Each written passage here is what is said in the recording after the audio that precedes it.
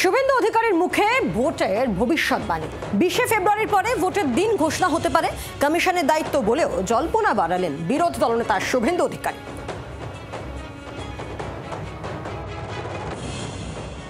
ফেব্রুয়ারি third উইকে দুদিন একদিন এদিক ওদিক হতে পারে, এটা ইলেকশন কমিশনের বিষয়, আমার নয়। কিন্তু 2021-এর যে দিন সে অনুযায়ী এমসিসি চালু হয়ে যাবে আফটার 20 ফেব্রুয়ারি এনি ডে, সেটা ইলেকশন কমিশন বলবে।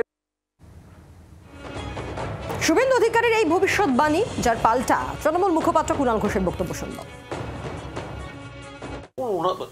শুভেন্দুবাবুর এই যে তারিখ দেওয়ার অভ্যাস, ক্যালেন্ডার পলিটিক্স অভ্যাস, তো এটা তো সবাই জানেন যে ফেব্রুয়ারির শেষ দিকেই এই ধরনের একটা কোনো নির্বাচনী আচরণবিধি বা নির্বাচন ঘোষণা তো অতীতেও তো পশ্চিমবঙ্গের ইতিহাসে দেখুন অতীতে হয়নি ফেব্রুয়ারি মাসে।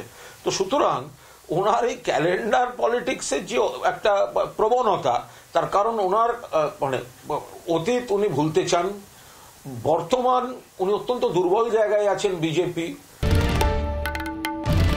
বাংলার আওয়াজ, বাঙালির আবেগ, জি 24 ঘন্টা।